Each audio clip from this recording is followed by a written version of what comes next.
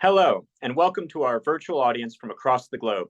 My name is Matthew Kranig. I'm Vice President and Senior Director of the Atlantic Council's Scowcroft Center for Strategy and Security.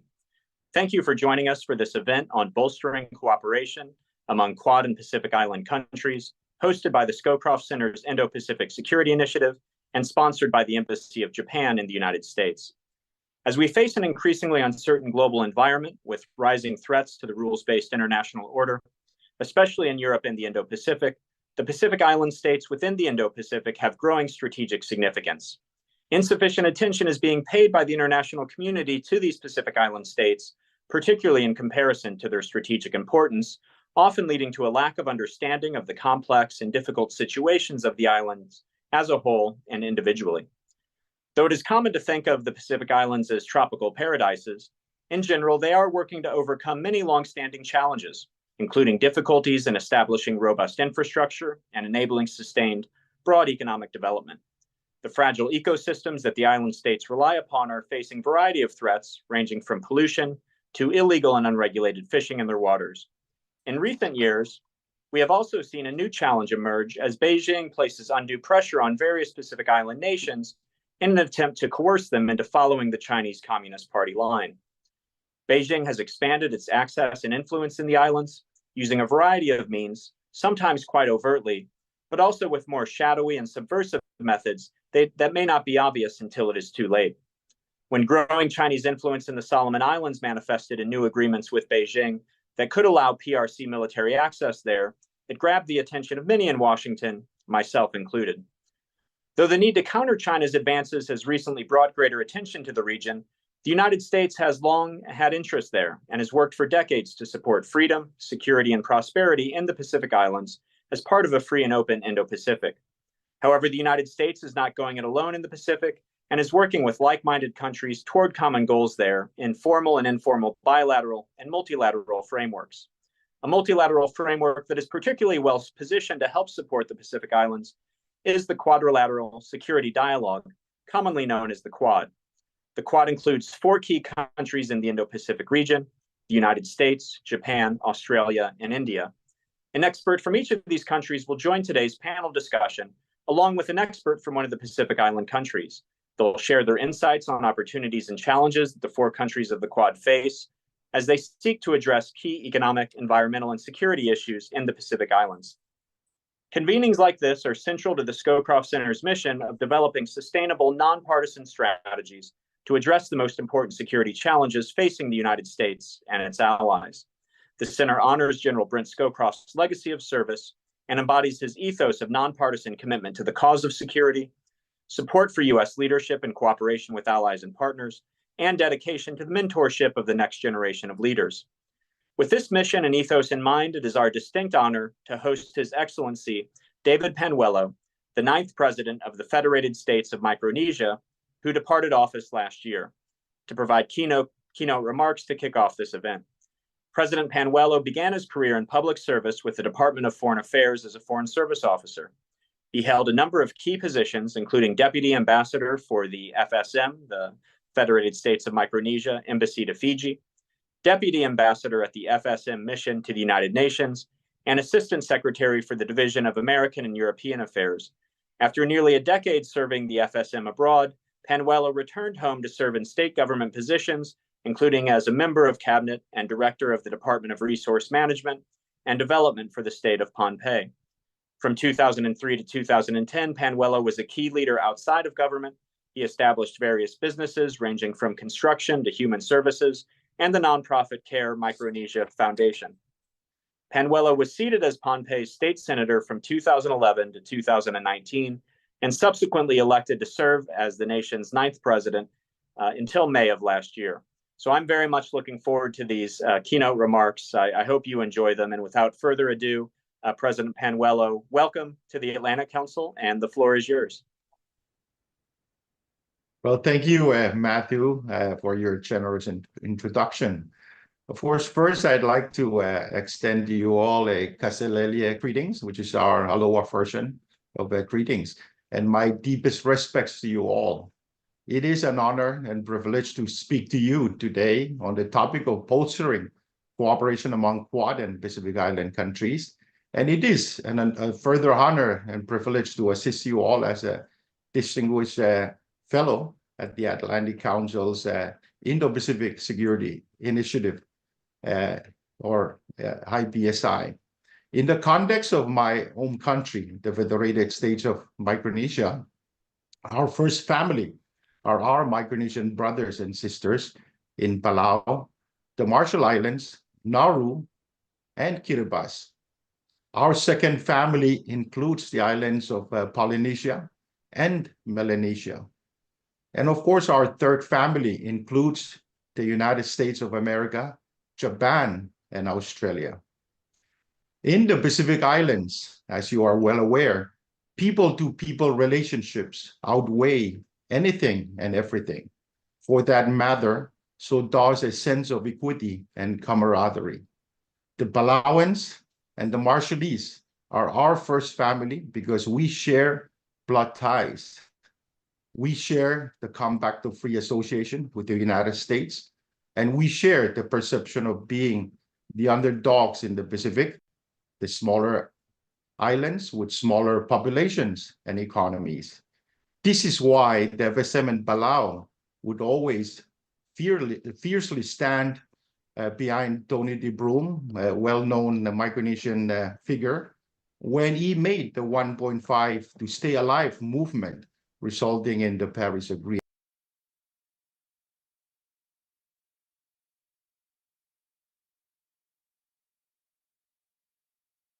Malign influence in my country, they would respond with the same honesty and transparency. The Melanesians, as you are aware, the sub-regions of Melanesia and Polynesians, are our second family because, like everything in geopolitics, we're really talking about power. As Samoa and Fiji may have some cultural similarities with Micronesia, but every time we meet, we know in our hearts that it's not only our peaceful cultures that promote understanding, but also, frankly, that none of us have the capacity or the will to harm one another. And if we did, we would have nothing to gain from it, as you're well aware of. The Pacific Islands Forum is an important institution, actually the premier regional organization. But the temporary Micronesian exit from the forum, as you are aware, and our re-entry was about respect, and I may add, was about equity as well. We exited because we were disrespected, and we came back because there were appropriate means to make amends through the Pacific Way. This was all made possible, our exit and our re-entry, because none of the players involved had the capacity to force their will through violence or economic coercion. We had to use our words. The Americans, the Australians, and the Japanese are our third family, I may say. We are family, first and foremost, because of shared values. We are family because we see you as brothers and sisters, but we also see you as separate from Pacific Islanders because you have power, and we can yield that power. We were imperial subjects of the Japanese through the League of Nations in our history, and the Americans through its successor, the United Nations Strategic Trust Territory of the Pacific Islands. In the years since, we have grown to have shared values, as I have referenced earlier, such as democracy and democratic principles. And Matthew, you've talked about our strive to preserving the rules-based international order. We have grown to have shared values such as democracy, as I highlighted, and democratic principles. We believe in the public welfare, whether measured in mandatory education for all children or in the dispensation of health services, which is very important for all residents who require it. We believe in the freedom of speech and the freedom of religion, protected by our Constitution. We believe in relatively free markets, regulated as necessary to protect the public. That said, there is no Pacific island which isn't hyper aware that Pacific islands do not have power, conventional power that I was talking about, whereas the United States, Australia, Japan, and India, and the People's Republic of China do have power. Outside of Pacific voices, there is no weapon a Pacific Islander could use or tool of economic coercion a Pacific Islander could use to force our will on anyone, let alone any nation.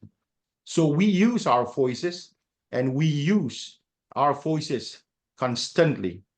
In Nauru, we used our Pacific voices to convince the Australian public that Nauru should benefit from phosphate mining, not external interests. In the Marshall Islands, as we're aware through history, we used our voices or Pacific voices to convince the American public that the US should not test nuclear weapons in our atolls. We even convinced the US Peace Corps, if I may add, to help us. And that's why today Peace Corps volunteers can't be lawyers anymore. The essential feature of democracies, if I may add, is that the public is a player with agency. My personal love for the United States and its democracy is not only based on my personal experience with Americans, but also a profound knowledge that if the US does something I don't like, which I've done a few times in my administration, I can tell the US about it. The same is true for any democracy. When I was president of the FSM, I probably made the Australian government more than a little upset with how often I would speak to ABC Radio Australia about what I saw as Australia's troubling climate policies. But critically, every time I used my Pacific voice, the only tool in the Pacific Islands toolbox, I could do so with such confidence that speaking out will not end our relationship, as family does from time to time. I am keenly aware that I can speak negatively about American or Australian policies without risking, for example, a US financial support or continued US financial support to the Micronesian education sector, our Australians' lab testing program to determine if medicines are authentic or expired, which is currently a cooperation among our countries. None of this applies to the People's Republic of China. Every interaction with China is like walking on eggshells, and I've recently been interviewed in Washington, D.C., saying the same thing. You don't dare do anything or say anything that might set them off or make them upset. This can have economic benefits. For example, I could and did during my state visit to China ask Xi Jinping for a successor to the old ship we have. It's called Abil Mohol 1, a ship in Yap. And we got a brand new custom built replacement in less than 2 years, or how long it took them to build it. But while Chinese money is appealing to Pacific Islands, everything must be on their terms.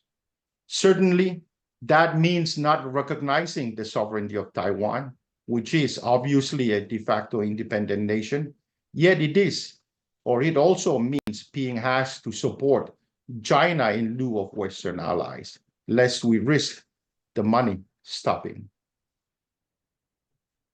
Thus, it is acceptable for Pacific Islands to criticize America and Australia for causing climate change, but not China. It is acceptable for Pacific Islands to criticize Japan's Fukushima treated wastewater plants, like I did during my presidency, but not China's nuclear waste treatment strategies. It is acceptable for Pacific Islands to criticize the AUKUS and nuclear-powered submarines used by Americans and the Australians, but not China's use of nuclear-powered and nuclear-equipped submarines. If you speak out against China, like I did when I was president, you may well find that the money stops, like they did to Palau at one point by stopping tourism going to Palau.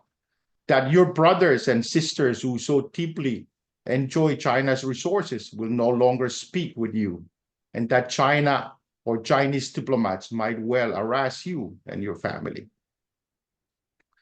The Quad, and I thank you all for allowing me to participate in this important program. The Quad has the power, including the capacity to use violence and economic coercion to achieve its aims. The Quad, however, chooses to use its words instead. The Pacific understands this and will take advantage of this, as our Pacific voice is our only tool. Thus, the Quad will find that the Pacific will use its voice in negotiations, in think tank discussions, in press releases, and in media interviews, both in defense and promotion of democracy and the Quad, and also in criticizing it. China will not have this weakness. China will be promoted through the Pacific voice, but it is unlikely the Quad will find many allies who will purposefully denounce China's malign influence and economic coercion, as China uses that coercion to squelch the Pacific voice. When you do, whether it be Surungal Whips Jr., my friend, President of Palau, or Fiame Naomi Matahava of Samoa, my other dear friend, or Matthew Whale of Solomon Islands, another friend, it will be in your best interest to cultivate positive relationships with them. On top of the geopolitical challenges, it is worth emphasizing that Pacific Island countries, while proud of our cultures and heritage, have tremendous development needs, if I could share with the Quad. America's poorest city in the United States, I understand, is Bar, Texas, where 40% of the population live beneath the poverty line. In contrast, the Pacific, or in the same vein, the average Pacific Islander, by contrast, lives in financial poverty. And I had financial, or emphasized financial. While we can and do feed ourselves, our economies are not developed like those in the Quad.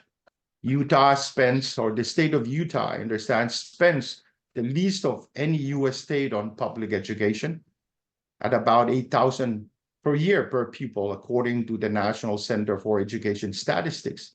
In the FSM, our state of Koshai spends the most per pupil at $2,000 per child. While 1 kilowatt of power may cost 6 cents in upstate New York, in the FSM, it is 50 cents per kilowatt, going up to 60 cents. And we are in better position, or in a better position than Solomon Islands, where I understand that same kilowatt of power can be bought for $1 US. Very expensive. The FSM is comparatively wealthy in comparison to other Pacific Islands. Our poverty, financial poverty, I may add, and solutions to overcoming it are our primary interest.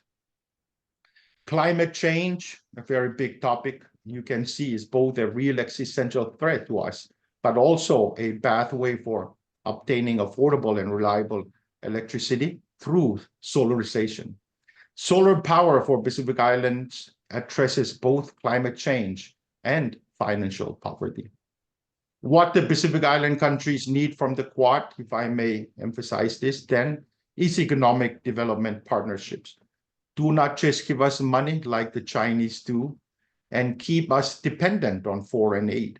We are partners. We want to be partners. Buy our products like kava, which is commonly consumed by the Pacific population in the Pacific and in the diasporas overseas, and help us develop the systems we need to make things you want. Invest in our education systems and in our basic infrastructure so that we can create opportunities for ourselves. I've almost certainly gone over my time, so I'll conclude here. Back to you, Matthew. I definitely appreciate joining this program. And many thanks again for everyone listening to our panelists for what I'm sure will be a very fascinating conversation and dialogue. Again, thank you all very much for listening to me. Well, thank you very much, President Panuello, for those powerful remarks, really insightful, and I think will help to set the stage for the panel discussion to come. So thank you again. Now to moderate our panel, it's my honor to turn it to Marcus Garlauskas. Marcus is the director of the Indo-Pacific Security Initiative at the Atlantic Council Scowcroft Center. He's a former senior U.S. government official with a long history of working closely with allies and partners in the Indo-Pacific on issues of strategic significance. Prior to joining us at the Scowcroft Center, he led the U.S. intelligence community's strategic analysis on Korea as the National Intelligence Officer for North Korea. And this was after serving in Korea as the chief strategist for U.S. forces and for the multinational, United Nations Command. So he's done a great job as an Indo-Pacific Security Initiative Director over the past year. He's brought greater attention of our work to the Pacific Island issues. And without further ado, I'll turn it to Marcus to moderate our panel. Marcus, over to you. Matt, thanks for that wonderful introduction, and also thank you for letting me borrow your office here at the Atlantic Council for the session. President Panuello, we also really appreciate you taking the time to speak with us and to share your unique high-level perspective using your powerful Pacific voice to get us started. So with just a little over an hour set aside for discussion, we've got you're quite welcome, Mr. President. With a little over an hour set aside for discussion, we've got an excellent panel lined up. The panelists will each make a brief prepared presentation. We'll follow this by a discussion with the panelists that I'll moderate, which will include some questions from a virtual audience. Then I'll wrap up the panel, and then Dr. Koenig will close the session with some final thoughts for all of us. If you'd like to propose a question for our panelists, you can enter askac.org into your web browser to reach the online form to ask your question, and you can do so either anonymously or by name as you prefer. So let me briefly introduce our panelists in the order that they'll be presenting. We'll start with Mr. Parker Novak, non-resident fellow within our own Indo-Pacific Security Initiative and Global China Hub. Next, we'll have Mr. Masanori Kobayashi, a senior program officer for the Ocean Policy Research Institute at the Sasakawa Peace Foundation in Tokyo, followed by Jessica Collins, Dr. Jessica Collins, a research fellow for the Pacific Islands program at Australia's Lowy Institute. And then we'll have Ms. Darshana Barua, a fellow for the South Asia program and the Carnegie Endowment for International Peace. And then lastly, we'll have Mr. Duveri Henao, the founder and CEO of Legacy Group and former executive director of the Business Council of Papua New Guinea. So before we go into the discussion, I want to emphasize, of course, that this event is conducted in accordance with the Atlantic Council's strict intellectual independence policy. And what you are hearing in this session is individuals' views, not those of their organizations, of the Atlantic Council, our sponsors, or any government entity. For our opening presentation, I'd like to welcome Mr. Parker Novak, who, as I mentioned, currently serves as a non-resident fellow in the Indo-Pacific Security Initiative and the Global China Hub at the Atlantic Council, in addition to his role as the Deputy Government Relations Director for the U.S. Global Leadership Coalition. Parker specializes in Southeast Asia, the Pacific Islands, Indo-Pacific geopolitics, and U.S. foreign policy. He's lived in 6 different countries and worked on 18, including as the Indonesia and Timor-Leste director for the International Republican Institute. And he has additional on-the-ground experience working in Australia and in the Pacific Islands. So before we go to Parker, though, as a reminder, remember you can enter askac.org into your web browser to reach the online form to ask your questions. Parker, you wrote in an article last August, as I recall, that in the Pacific Islands, soft power isn't really viewed distinctly from hard power. They're viewed as essentially one and the same. And your article emphasized that soft power is really crucial to the success of U.S. foreign policy in the region. So I'm looking forward to your thoughts as this relates to the Quad's soft power. So over to you, Parker. Marcus, thanks so much for the kind introduction. It's great to be here with everybody today. I'm looking forward to what I think is going to be a very robust discussion. Marcus, I'm glad you mentioned that article I wrote in August, because I do want to focus my remarks today on an important aspect of soft power in the Pacific Islands. And what I really look at is the Quad continues to emerge as an important part of the Indo-Pacific's minilateral architecture. it has a real opportunity to further prioritize the Pacific Islands and advance outcomes that benefit both the region and the Quad. There's a whole range of issues I could focus my remarks on, but I want to focus our limited time today on regional connectivity in the Pacific Islands and how the Quad can help improve it. And first, I want to set the stage briefly and talk about just the sheer scale of the Pacific Islands region. You often hear Pacific Island states now referring to themselves as large ocean states instead of small island states, like they're sometimes referred to internationally. And it's a paradigm that makes a lot of sense when you look at their vast maritime geography. Collectively, the region has an exclusive economic zone of over 16 million square kilometers. It's nearly 10% of the world's total ocean space. And many Pacific Island countries themselves maintain incredibly large exclusive economic zones, including President Panuelo's home country, the Federated States of Micronesia. And just the sheer vastness of this maritime territory means that improving regional connectivity is of crucial interest, not just to individual countries in the region, but the wider region and external partners like the Quad. But as we look at how to build that connectivity, you have just massive needs that need to be met throughout the whole region. And I want to take a look at physical and digital infrastructure needs, and then quickly pivot to how those can be met. It's no surprise that, throughout the world, we all know that trillions of dollars of needs exist in infrastructure development for physical infrastructure. And the Pacific Islands are no different than our developing regions of the world. You see a real need to improve things like air and sea access due to the archipelagic nature of the region, and at a country level as well. That means they need more airports, more highways, more ports, planes, ships, and the people needed to build and operate those. In some cases, you see a need for new facilities and equipment. In other cases, you see a need for upgrading already existing facilities and equipment. And in this case, I'd like to highlight an example of something that's been done well over the past decade, and that's the progressive development of the Nandi International Airport in Fiji, where you've seen numerous improvements and upgrades made, some of which have been supported by international partners, including Quad members Japan and Australia. And that collective development has improved aviation connectivity, not only within Fiji, but throughout the wider region, because it's come to serve as a regional aviation gateway, and it's helping spread the economic benefits that come with increased connectivity throughout the region. As we shift from physical to digital infrastructure, and to state the obvious, technology really has a game-changing potential, especially because the far-flungness of much of the region, but it needs the necessary infrastructure to take advantage of it, both at a regional and country level. All sorts of things are needed, but one real basic and crucial need is to connect countries to undersea cable systems so they can take advantage of faster and cheaper internet. And this is another area I want to highlight an example of something being done well.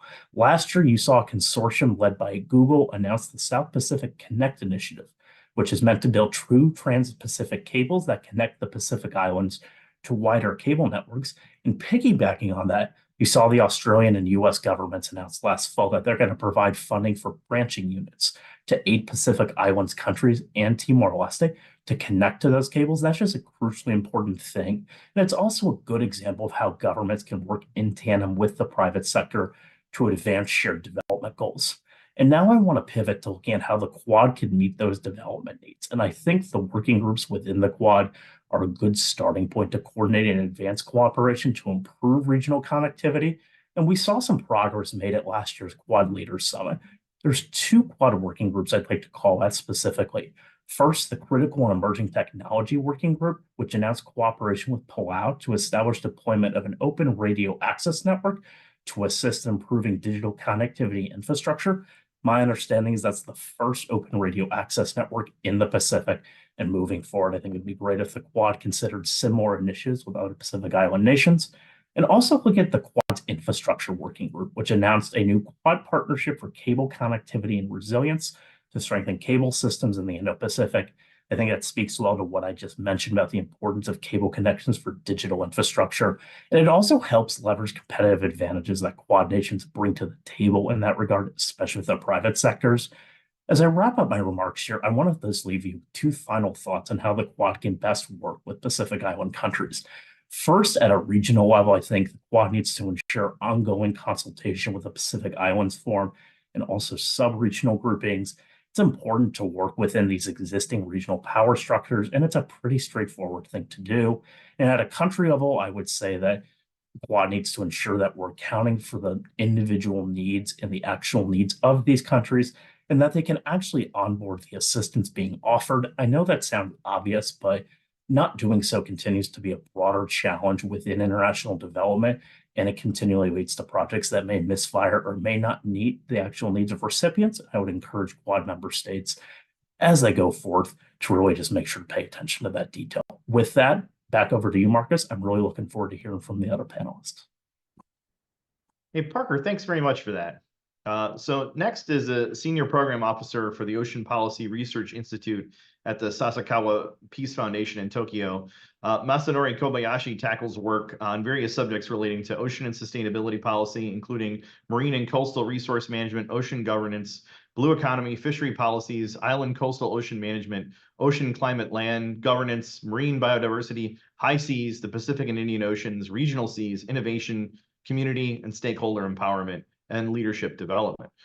So Masanori, really looking forward to hearing your thoughts on these issues. And please, over to you. Thank you, Marcus. It's really my honor and pleasure to join this very impressive panel discussions. I really thank Atlantic Council for organizing this and inviting me. And I also thank President David Pamero. High respect for your achievement as the president of the Federal States of Micronesias. I've been working on ocean and sustainable fishery issues, blue economies, and I briefly touch on this IUU fishing, illegal, unreported, and unregulated fishing, as one of the examples that really threaten the maritime security and the sustainable ocean management and the equitable marine resource benefit sharings. IUU fishing, it is illegal fishing. The fishing vessels, mainly distant fishing vessels coming from the continent areas, do fishing illegally, or they catch fish, but they don't necessarily report they catch properly, or they are operating outside of the regional fishery management organization rules and regulations. And this IUU fishing, it's not just to threaten the sustainable fish stock management, but it also harbors some other criminal activities, such as human trafficking or forced labors, or sometimes trafficking of illegal drugs and substances. And that really poses the threats to the maritime securities. One of the challenges for the many Pacific Island countries or Indian Ocean countries, they are small in terms of the land, they are small in terms of population and economy, and they have a limited capacities to monitor the very large ocean space. They are often called small island developing states, but they are also called as a large ocean states. They are custodian of the large ocean space, despite that their land population and economy are very limited. One of the challenge is really the cost in terms of the finance, human resources, and technologies to conduct a proper ocean management. We recall this adverse impact caused by the pandemic. And during the pandemic, many of the island countries that depend on tourism, they really lost the revenue from the tourism because nobody was allowed to enter the country. Nobody could really travel because of this stagnant economy. The countries had the difficulties to allocate properly the funding and the human resources to properly monitor the oceans.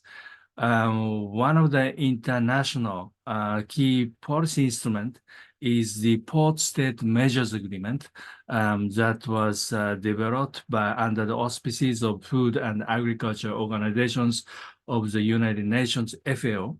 But again, this Port State Measures Agreement it has a limited coverage, particularly because major fishing nations and also seafood importing countries in Asia are not yet the parties to this port state measures agreement. Under this agreement, the port authorities of fishing nations and the seafood importing countries are supposed to exchange information to make sure that EU fishing vessels would not be allowed to enter the port and offload their fish catch. So this port state measures agreement, it really has to be applied and implemented more universally with the participation of the major fishing nations and the seafood importing countries. Another example is that the International Labor Organization, ILO, has adopted the Fishing Labor Convention as well. This is to ensure that the countries implement the proper policies to safeguard the labor rights of the fishermen engaged in the fisheries. But again, this convention itself also has a limited involvement of the major fishing nations, particularly in Asia and the Pacific as well. There are a few other points like market-based measures and some others, and we see the merit of replicating this Pacific's Forum Secretariat's Maritime Surveillance Center that is supported by USA, Australia, France, and also Japan is involved. And that kind of multilateral maritime surveillance mechanisms would probably give a good prototype for other countries such as in Indian Ocean and try to expand this multilateral mechanism for ensuring maritime security.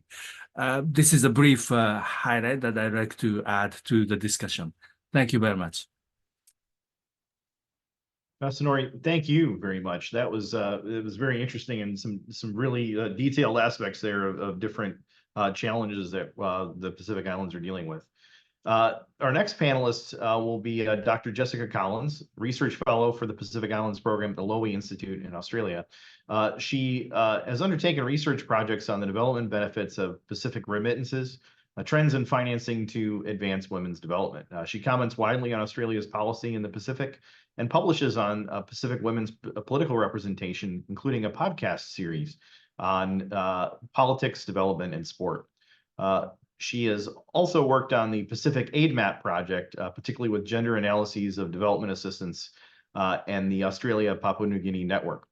So, Jess, I understand your research is focused on, among other topics, sustainable economic development and geopolitical competition in the Pacific Islands, and how Australian like-minded partners can best work with Pacific Island countries to achieve development goals. So I'm looking forward to your comments on how this fits in with the approach that Quad could take. Thanks.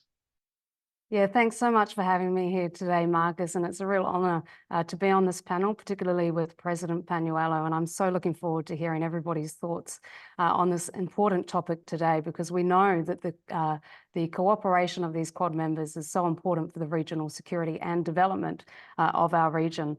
Now, we've heard some really terrific points today that I might just underscore about, I guess, the politics of development in the Pacific. And we know that our Pacific friends and family are asking for development to be done differently. And I think one of the biggest problems is that while we are talking about great ocean states, we are also talking about small Pacific islands as well.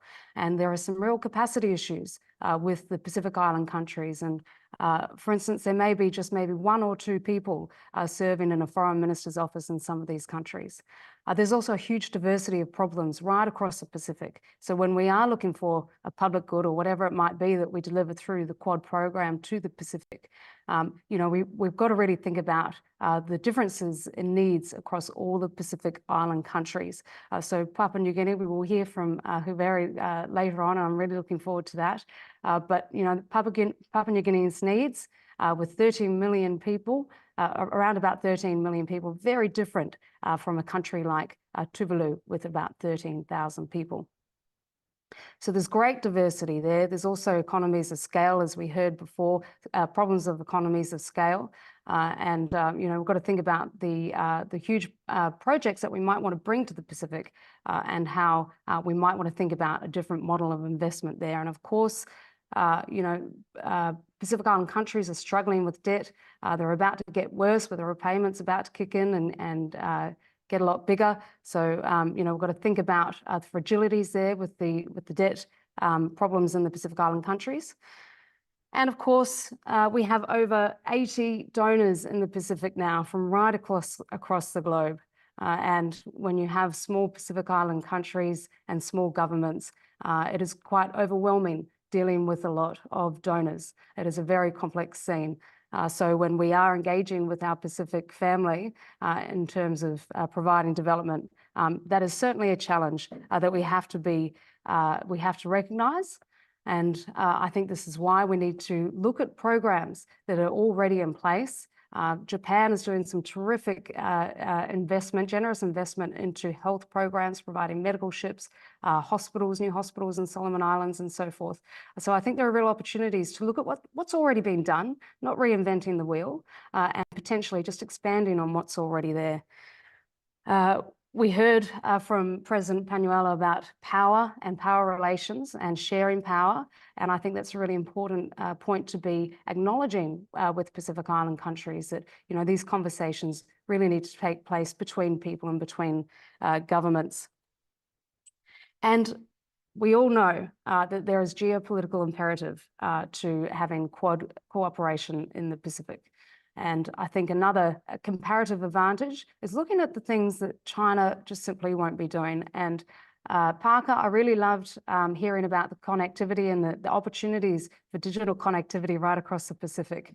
And, I think that there is some real opportunity also for looking at the financial architecture of the Pacific and looking at the strengths of the Quad members. And we know that America is a global leader in the financial system.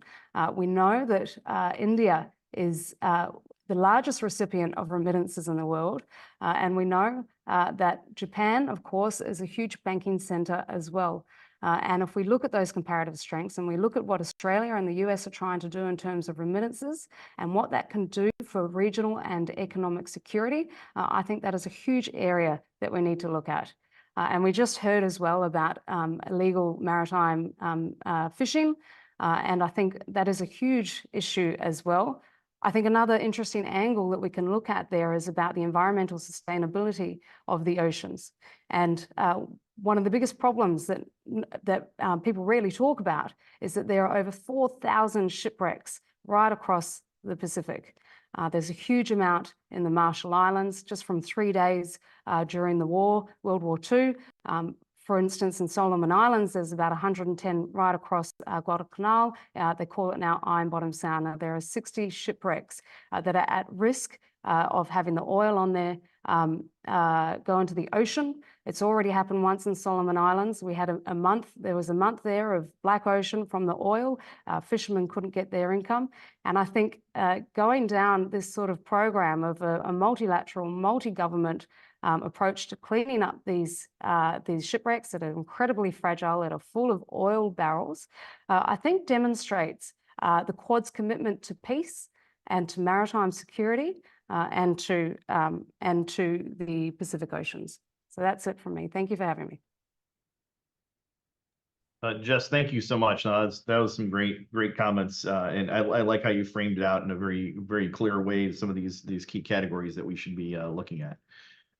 All right, so we will go to our next speaker then, Ms. Darshana Barua is a fellow with the South Asia program at the Carnegie Endowment for International Peace, where she directs the Indian Ocean Initiative. And under this initiative, she convenes the annual Indo-Pacific Islands Dialogue, bringing together the islands of the Indian Ocean and the Pacific to highlight and discuss issues of importance to island nations. Her work examines the impact of maritime security and foreign policy engagements, naval strategy, maritime partnerships in the Indo-Pacific, and island agency in shaping great power competition.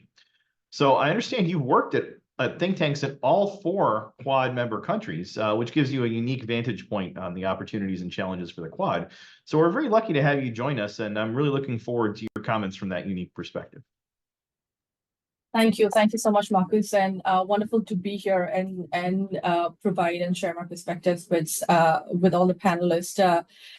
In fact, I had when I got the invitation, I did say, I did think I've had the opportunity to spend time on all the Quad nations. So I thought I would bring that perspective a little bit out and share how Quad looks at some of these issues and where it might go. So I thought I'd start by just providing an overview of Quad and how it came to be and what has been the foundational logic and reasoning behind setting up the grouping.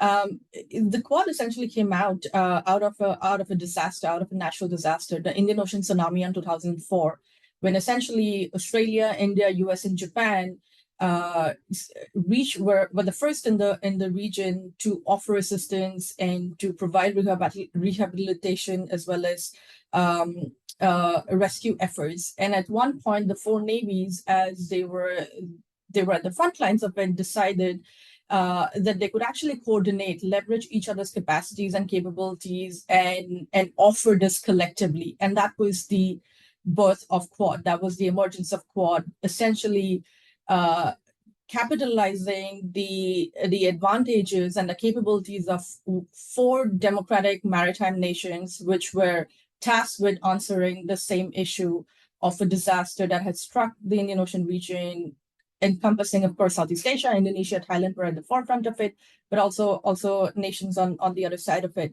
And the Quad has gone through its history. I think it's sort of there was a lull, and there has been a reemergence in 2017, and it's I think it's a lot more active now, and I think a lot of also revival credit does go to Prime Minister Abe, who personally was invested in looking at how four nations who has a maritime interest, who has an Indo-Pacific interest, can collaborate and cooperate and deliver goods to the region. So I think it's important to underline the history of Quad and how it came to be, how it emerged, and what it intends to do, because today, so much of the conversation on the Quad, about the Quad, gets overshadowed by the conversation around US-China competition. But I wanted to emphasize that Quad existed prior to the competition with China, and the current narrative on China, that Quad had come up as an answer to a regional issue. I do not absolutely want to dismiss the strategic importance or undermine the strategic convergence between the four nations.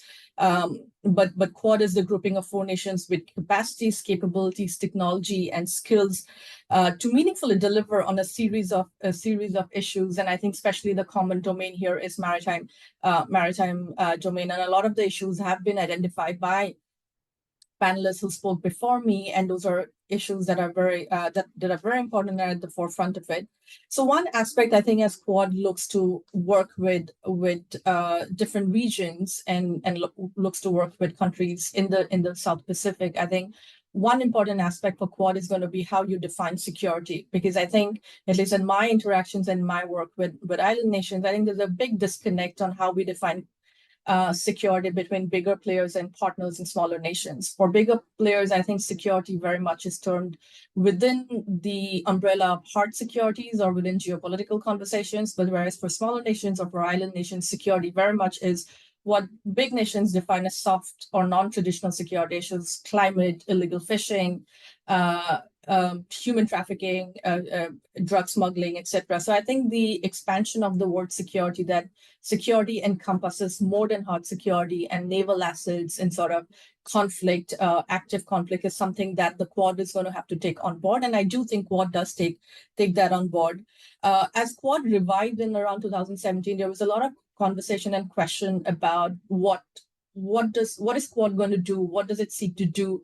Does it have the capacity to actually deliver, or is it going to be sort of four countries that get together every now and then and have a conversation and nothing comes out of it? But I think Quad has done pretty remarkable job given its four democracies. I think anybody who's ever worked in government and works with government knows that it's hard to get two democratic nations to agree on a set of agendas. So imagine how difficult it is between four nations with completely different sets of priorities and different geographies. But I think Quad has done well in institutionalizing a summit at the leaders level, which which attaches importance at their political levels. And I think the last Quad summit in 2023 in Hiroshima has a very extensive fact sheet that identifies key areas and pillars that Quad wants to deliver, and where the four countries agrees that should be the areas of priority where they would like to invest, where they would like to build capacities, where they would like to prioritize. And those areas are, some of it has already been identified by co-panelists for this discussion, but it's essentially on infrastructure, maritime security, public-private partnerships, climate, health, technology, and space, which are sort of the pillars that that Quad has identified. And there has been specific, in the last summit particularly, there has been a specific attention given to collaboration with Pacific Island nations and on climate. And there are a series of initiatives, or at least political signaling, that Quad has provided through its summits and through its a fact sheet on what it would like to do. And I wanted to just highlight sort of three things that I think would be of interest, and areas that I see Pacific Island nations engaging with the Quad on. There's more conversation on climate and clean energy. There's a climate information services initiative that Quad announced last year as part of its fact sheet, and which focuses on climate data, and it is particularly aimed at Pacific nations to provide information and exchange information on climate data, and to see how that can be useful as Pacific Island nations debate, discuss, and prioritize their own climate conversation. And I think President Panuelo talked about it, that, don't give us the money to become reliant, but help us build the capacities ourselves. And I think this goes at the core of it, that providing climate data is a good step in way to engage on issues that is of importance to partners. The second is the Indo-Pacific Oceans Research Alliance, which is a collaborative scientific network to exchange, again, data on both the Indian and the Pacific Oceans, and to study how sea level rise and climate change are impacting marine ecosystems. And I think, again, these are initiatives that are really, that have been identified to deliver on issues in a way that addresses Quad's own interest of building capacities, or providing the tools and the information and data for countries to be able to engage on these issues at a national and regional level. So I do think there's a lot of scope for collaborative between Quad and Pacific Island countries, and Dr. Collins made a really important point that we don't need to reinvent the wheel every time. There are a lot of initiatives already on the table. There are a lot of groupings, there are a lot of initiatives that are looking to do this. I think this would be a good time to actually maximize what's on the table. I do think every topic or every forum that is necessary to advance this relationship, this collaboration already exists. It's going to be about how we actually, how the countries on both sides of it really deliver on it and engage on some of these issues. And Quad has done a good job of identifying areas of priorities and importance. But I think Pacific Island nations could view this as an excellent resource, Quad as an excellent resource and a tool to address some of the issues that is important to the region, that there's an opportunity in shaping this agenda. I think no one thinks as seriously about ocean health and climate as island nations do. And Quad might have the capacity and the tools to do it, but I think island nations have the knowledge to do it. And I think it's an excellent partnership in which you can leverage Quad's skills, technical skills, and capabilities, capacities, and capital, and leverage it to maximize it to address its own priorities in there. So I think these are four nations with different capacities, and they've come together to identify both Pacific and climate as an area of priority. And I see huge scope for some serious opportunities for collaborations on issues that matter to both sides of the ocean, and for Pacific Island nations truly to shape an agenda and push Quad to deliver on these issues as hard as it may be. I'll stop here, and happy to also take India-specific questions. I'm an Indian citizen based in Washington, D.C., but happy to take questions on that as well, on specific initiatives. Thank you. So Shana, thanks so much for that. And it's interesting, there was a certain degree of overlap, I guess, in all of the comments, but it was particularly striking to me that you hit on a theme that Jess also noticed about the number of players that are already active in this space. And how do we align and organize those efforts, recognizing how complex it is? It's almost I guess it's a good problem to have, that there are already so many organizations and countries engaged.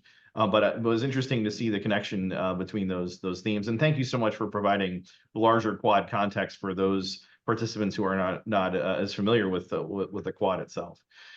So before we go to our final panelist, if you'd like to propose a question for our panelists, remember that you can go to askac.org in your web browser to reach the online forum to ask your questions. So we already have a great number of questions coming in, but that doesn't mean that we can't weave some more into the discussion in the time that we have available, and we can certainly combine, I think, some of the questions as well.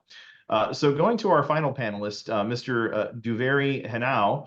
He's the founder and CEO of Legacy Group Limited. He's currently a board member for both the P&G Quartz Corporation Limited and Ella Motors Limited, as well as the co-chair for the Papua New Guinea Israel Jewish Council. He has a wealth of experience in P&G government, including the Mineral Resources Authority and the Institute of National Affairs, Department of Justice, and Pacific Islands Forum Secretariat. He's a well-respected leader in the private and education sectors, as well as having served on the P&G Business Council, APEC Business Advisory Council, and the University of Papua New Guinea. So having served in these positions, I think you have an unmatched perspective on the importance of economic issues to geopolitics in the Pacific Islands and the role that the private sector can play in fostering regional development, because we have been talking here a lot about government and non-government organizations. So really would welcome your thoughts, given your unique perspective and, of course, your perspective, from the region on these issues. So over to you, Duveri. Thank you, Marcus. I guess the best way I can frame my conversation series to look at 4 quadrants. The first one is when President Penuela spoke about voices and the power of voices, prime ministers, ministers, and senior officials are articulating these voices into very, very detailed national plans. And they're exceedingly scientific in how they want to project solving their education problems, their climate change problems. So these national plans are beginning to identify indigenous economic aspirations, social sector aspiration, national security aspirations. And when they get into the mechanical features, they tend to have a tethering with regional plans, the Blue Ocean continent and the Pacific plan as well. So these effectively become the playbook in engaging with international partners all over the world, whether they're the Quad, China. They are the basis of the talking points that leaders interact. So when we had the opportunity to observe several members of the Quad coming to Papua New Guinea last year, that was where we saw the confidence of leaders exchanging with Quad members about what were their priority points, what were those key national issues that they needed, the key areas that they wanted connectivity. And I completely agree with Jessica that it's a crowded space. And in that crowded space, there's been a lot of work done with Canberra, with Japan, and with others to try and see the linkages of these national plans in moving forward, shifting the needle in those national and regional aspirations. So this is where we begin to see the intersections of Dashana and also Masanori's observations on how capabilities in the Quad can interact in the region and in the national space. And also on Parker's observation, using connectivity as a major tool that can provide these gaps that these nations are aspiring. I just want to say on the outset, and I'm probably moving into my third piece on China, the fact that Australia and New Zealand and Japan, to a large extent, were very, very active in investing in these regional national plans. But obviously, as we know, when China came into the picture, it was a completely different paradigm, a paradigm that made cash quicker, it made capabilities quicker. An example of that, and probably connecting it back to Parker's observation, when Papua New Guinea wanted a cable C network right across its country, China obviously gave that capability with the obvious symptoms of debt financing. But the important part of that capability, in my observation, was an entire generation of ICT experts were birthed and trained by Huawei, from the switches to all of the software-related investments. So that generation of ICT folks is what is now in the leadership in Papua New Guinea. And that's a feature of the China investment that many times we tend to forget that they brought into our region, and particularly in Papua New Guinea. Capability was a major investment that they made. And so when we start having the emergence of the US stepping up back into the region, India taking focus on its friendship tours, and last year was an example of it.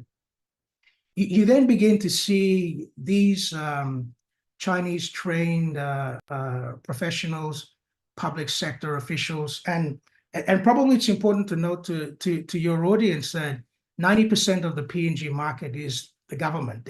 The private sector is an afterthought.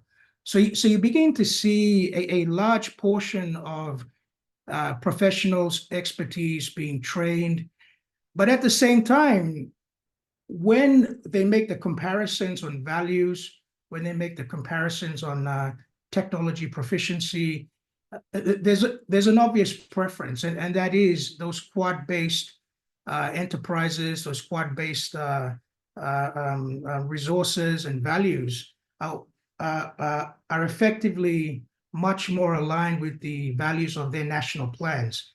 It's indigenous democracy at play. So just putting some spotlight on those areas and capabilities that Dashana and Parker mentioned, and other speakers, I just want to look at it through the frame of civilian and security ledgers. So in the civilian ledger, for example, the Pacific is quite familiar with the concept of aid for trade. They have deep aspirations to move away from recipient aid and get into hardcore business to business engagements, import sustainable technologies, ideas to harness their natural resources, their people. So a framework that's quite aligned that America has been using in Africa, the AGOA, the African Goods Opportunity Act, and the successes that AGOA has taken, those are the sorts of signs that PNG and other Pacific Islands are interested. We want to go and see if we can make those matches in our economic journeys. Canberra has also exercised aid for trade frameworks in the Morrison government, and also back to Abbott as well, and Turnbull, where there was this great surge of making aid a component of enhancing domestic trade supply chains. So given Australia and America, Australia's experience in the region and in PNG, and America's experience in Africa, these are the sorts of tenets that could definitely shift the needle in those economic aspirations, in those national plans. And then I just want to pivot to Japan and India. There is a definite need for STEM capabilities in the Pacific.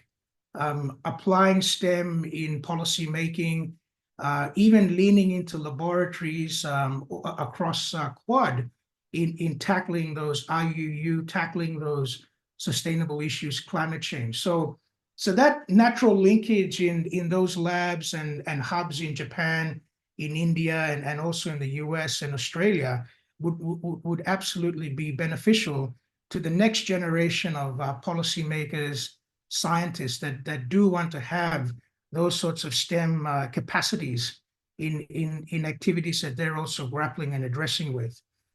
And the final part, which I think makes India quite distinct from the other Quad, is there is an absolute need on and a desire by political leaders right across the Pacific on agricultural green revolution models. And that's an area that several of us had the privilege of echoing to Prime Minister Narendra Modi when he came to Moresby, that your strength area was his journey in the 50s, and you had success and failures. With the little pieces of islands that we have, these are definitely areas we're interested. How did you make it in those communities, and how did you transform them? What were the success stories? So definitely cooperation in that agricultural sector is significant. And I just want to pivot very, very quickly to the security ledger, and I'll wrap up. Folks have to understand that when it comes to national security, there are two dimensions, and it's fantastic that Dashana brought this up on soft security and hard security. Many of the attractions to China as a partner of ideas and choice is in that soft space. Internal security, law and order is a major problem. And now with transnational crime having alignments with operators in the Pacific, this is where police forces are interested in how can you actually tackle the issue head on. And just similar to the infrastructure interest that leaders had in the mid-2000s, we're seeing security officials having a similar appetite with the Beijing type capability of surveillance, of tech, and mobilization of forces, obviously at the peril of human rights. But that is distinct to defense forces, where you do have much more structured red lines with the Quad, that they are the partner of choice. And that's certainly happening in the Solomons, happening in Kiribati, this sort of dichotomy. And one way that the Quad dealt with that, particularly Australia, was to strengthen its view into that soft security space last year, when Prime Minister Albanese and Marape signed a police deal. And I think that's the template to deal with those sorts of soft security related issues in the Pacific. Thanks, Marcus. I'll pause there. DeVary, I really appreciate it. Thank you very much. And that was a very very thorough set of comments there.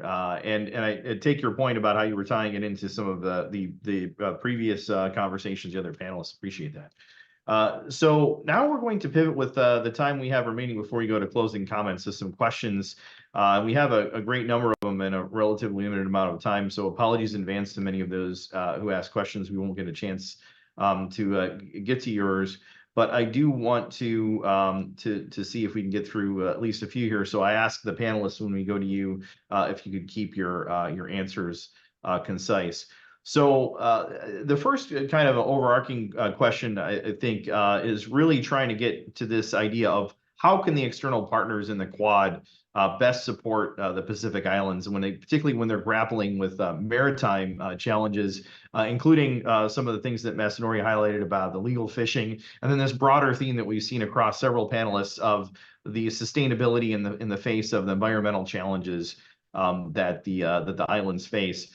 So I'd just like to go through the five panelists and ask if you could boil it down to your one bottom line recommendation related to the maritime challenges, particularly again this nexus perhaps of illegal fishing and environment, how it relates to that. But let's go back to the beginning and start with Parker. Parker, your thoughts on this question? Yeah, a lot of different thoughts. I'm going to give you a simple one, though. Yeah, I think continuing to support building Pacific Island capacity to do practical enforcement of, practically enforce their own security laws, enforce their EEZs, and what are, in the end of the day, very vast maritime spaces that are difficult to patrol. Things like the Australian Patrol Boat Program, for example, come to mind. Capacity building. No, that's great. Masanori, what's your thought? What is your one bottom line recommendation you make to the Quad to help the islands deal with these issues? Thank you. I would say that this notion and the value of Quad and the free and open Indo-Pacific should remain as a priority for the current and maybe forthcoming administration of the major countries in the regions. And our initiatives should support the improvement of livelihood, well-being of the Pacific nations. I think that has to be a priority and the operating guidelines of our initiative. Thank you. Free and open Indo-Pacific, absolutely. All right, over to you, Jess. What's your thought on this one? Yeah, thanks, Marcus. And Parker, I really appreciate you bringing up the Australian patrol boats because they do an absolutely brilliant job. And, you know, it does make a huge difference. But as you say, the oceans are so massive that there is absolutely room to be turbocharging that. I did mention before about the environmental sustainability and cleaning up the shipwrecks from World War II. And I think that just speaks to the responsibility of the Quad members and in responding to a previous militarization of the region. But I might just bring it back to what Darshana was saying before about the data. Really important that we have those data hubs, whether they're virtual or not, bringing up the training and the capacity for those data hubs, because that's not just important for climate, for sharing information about maritime security, but for a whole host of other things like gender equality as well. Thank you. All right, Jess, thank you very much. And then let's go to Darshana. What do you think about this? What would you recommend for this question? It's a pretty broad question, and I think there are multiple things that come to mind. I think keeping my answer broad, I would say the one thing that I would say Quad would need to continue doing is dialogue with Pacific Island nations, that whatever it is you decide as a priority in maritime security, it can't be decided amongst the four and then taken to the region. It has to be decided with partners in the region, whether it's going to be number one, sustainable, and number two, climate, or whichever order you do, it has to be done in consultations. Quad cannot decide amongst themselves and then go to the region. It has to be developed collectively. So I would say that would underpin anything that comes up. Thanks. Darshana, thank you very much. And let's go to Deveri, your thoughts on this this question. What do you recommend? Yeah, look, I think Darshana and Parker hit it spot on capacity and dialogue. The area that I'd probably look internally back to my one talks in the Pacific is that we also need to be very clear what can and cannot be a relationship with the Quad, and those plans become absolutely important for that. If we know in our hearts that the issue of climate change is this, it's adaptation, it's this specific problem, it's people migration, then that's where we should lean into the capabilities of Quad to help us. So the onus is really, there are cliques and groups within the Pacific that have this, and the dialogue and the capacity need to be framed in a meeting point rather than coming from Quad to us. There has to be that intersection where we can definitely agree what is the priority and what's not the priority. No, I think that's great, and I think prioritization is really key. I'm taking a lot of notes here, as you can tell I'm on camera. That there's so many complexities here it's really striking. So that's why I wanted to boil it down to some key recommendations. This is a very helpful line of discussion. Another question I wanted to ask is there's certainly a convergence of values among the Quad states. And this whole idea of promoting values and helping the Pacific Islands chart their own destiny and use their various Pacific voices, to use President Panuelo's term. So could we talk a little bit, and we'll go through the panel in the same way, is how can the Quad really help advance its set of common values in the recognition that, as we've heard a little bit here, those values are a bit under attack in some ways in the Pacific Islands right now. And so how can the Quad, without trying to impose perhaps on the Pacific Islands, how can it help support advancing and protecting those common values? Any thoughts from the group? And actually, maybe let's do this in reverse. We'll go to you first, Deveri, from your perspective in the Pacific Islands, and then we'll go back to we'll wrap up with Parker. So we'll do this one in reverse order. Go ahead, Deveri. Cheers. I also think that there's an underappreciation of diaspora communities in the Quad that do know the Pacific. And these diaspora communities are the ones that would bridge those values that they've held for so long, and they've adapted into the Quad. So my first question, my first answer on similarities and synergies of values. Let's get it away from the government spec, and let's look at it from the people to people spec. And this is where we see these diaspora communities. There's 100,000 Papua New Guineans in Australia, and there's many more Pacific Islanders scattered across the US as well, and there's an Indian community in Fiji. So these and Japanese linkages go way back. So I think the first point is this people-to-people interaction. It needs to be framed, and this is where the values kick in. This is where these important conversations happen. The second piece is getting the foreign affairs agencies, the state departments to value that these types of connections are critical. President Penuela is a practitioner on relationships is everything, just like the forefathers of my country is. It's absolutely essential that those sorts of contour lines are appreciated. So I definitely think that there's not a lot of energy that needs to be done on this. All the ingredients are in the Quad, they are in the Pacific. It's just getting the G side, the government side, to make this a clear area of engagement. Thanks for that. It's a very optimistic and positive view. So sounds like to some degree what you're arguing is the government's just kind of have to get out of the way and harness the good things that are already going on. And so now let's go to Darshana. Your thoughts on this values question. Thank you, Marcus. I actually struggle with this values piece of conversation in IR and geopolitics because I think, at least in the 21st century, it has such different meanings and connotations to it. We use the word rules-based national order, whose rules, which order.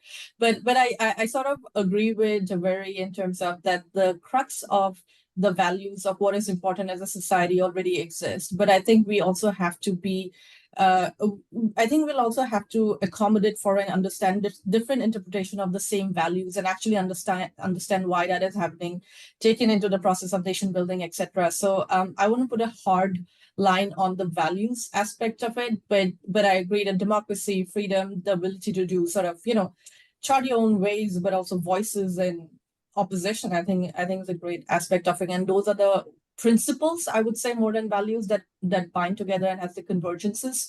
Not a very smart answer, but I still haven't figured out the values piece in the geopolitical conversation, so I'll pause there.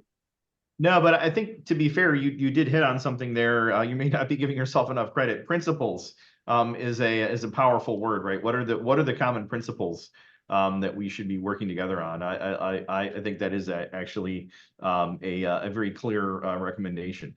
All right, Jess, over to you. What do you think about what would you propose in terms of advancing and protecting common values? Yeah, well, look, we heard from President Panuelo that, one of the key,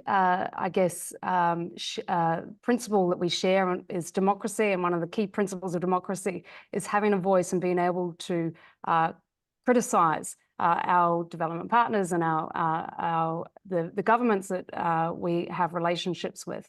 We know that's something that China doesn't particularly like to do.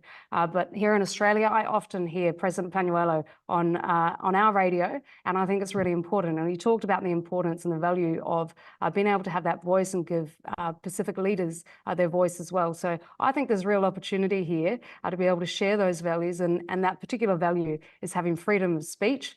And giving our Pacific leaders a platform in each of the Quad member countries and in the present. I might just give a plug to a panel that I'm coordinating, which is tonight Sydney time, but it'll be tomorrow morning Washington time, and we will be talking about the impact of geopolitics on Pacific media independence.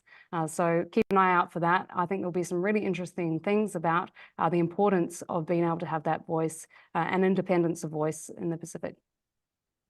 Yeah, a voice and a platform, it sounds like, as well, is really key, right? Because if the voice can't be heard, it's not nearly as powerful. All right, I think that's very helpful. And then Masanori, your thoughts on advancing the a recommendation to advance and protect the common values and principles, now that we're adding that word. What do you think, Masanori? Thank you. The value and the principle I attach the importance is really sustainability and connectivity and also inclusiveness, just to make sure that any of the country will not be excluded from our initiatives. And our foreign minister visited Fiji and Samoa last month, and the Japanese government is hosting this Pacific Island Leaders Summit July this year. And we really need to make sure that engagement with the Pacific Island countries remain and as a long-term policy goals. I see also the merit of having this kind of dialogues and the promotion of notion and principle through other related multilateral forums such as G20. Brazil is hosting, and also APEC. US had fantastic meetings last year.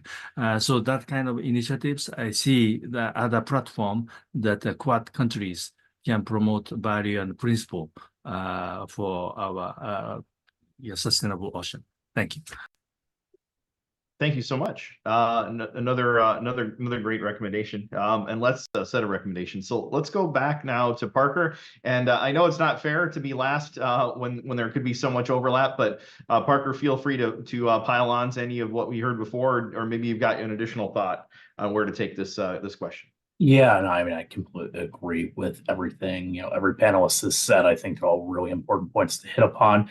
As we talk about principles and values, one thing that has struck me is that, as Quad nations and as individuals, and I say this as an American as well, there's a need to practice what we preach. It has always struck me as I've traveled and worked throughout the Pacific Islands that Pacific Islanders are pretty attuned to what's going on in each of our respective countries, whether it be India, Japan, Australia, the United States, partially due to the reach of diaspora communities. And, I think, if I'm going to be frank, sometimes we can do a better job projecting those value, projecting outward that we're actually meeting those values domestically. So that's where I would kind of leave this at, is the need to practice what you preach domestically, because I think it's something Pacific Islanders watch very closely. All right, Parker, that's a great point, and that probably applies to so many different issues, right? Practice what you preach. And I think that's a great way to conclude the answer to that question. So I think we have just enough time, if we are extremely brief, to have one more question. And this one is actually from me. Recognizing that we have here a distinguished panel with a wide range of views from the Quad countries and from the Pacific Islands, and that we have a unique global audience and we have an opportunity here to capture the results of this conversation.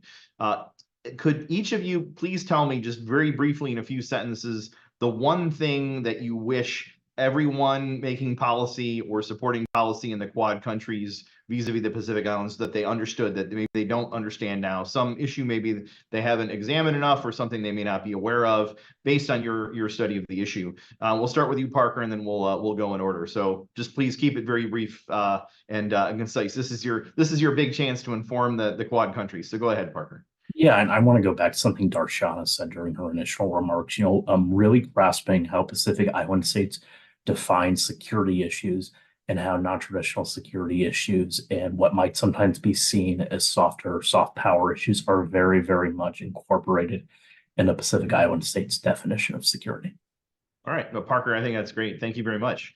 We'll go to you, Masanori. What do you think? What is the one thing the Quad countries should know, policymakers should know about this situation in the Pacific Islands?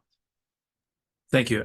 Maritime security and sustainable ocean is a part of this global commons management, and we really need concerted global actions for managing global commons, and the Quad should play a role in advancing this initiative. Thank you. Masanori, thank you very much. Very concise and right to the point. Thank you so much. Go over to you, Jess. What do you think about this one? Thanks, Marcus. We haven't talked very much today about the 2050 Blue Pacific Strategy. And, that's the guiding document that all the Pacific Island Forum members have put together to tell countries like ours, exactly what they need and what they want. And that's the strategy that I think we should all be looking to tap into. Thank you. Thank you very much. And it sounds like maybe we need to do an event to talk more about the Blue Pacific Strategy and educate everyone on that, because I think there are many people, myself included, who don't really have an in-depth understanding of it. So that's a great suggestion. All right, and then now we'll go to Darshana. What's the one thing that you would like the Quad countries to know? I think a lot of countries haven't really grasped the impact of climate that will have on hard security assets. I mean, again, going back to the whole origination of it, how did this idea come from? The navies have to respond to tsunamis, right?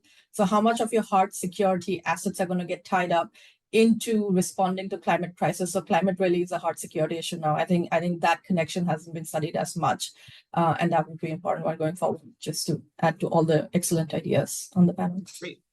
Thanks so much. No, that's a great point. And then I'll ask you, Deveri, take us home here with the final brief answer.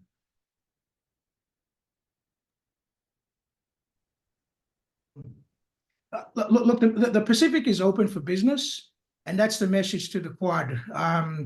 Bring Starlink in, bring the Toyotas in, bring all the bits and pieces that we need to advance our markets, our economies.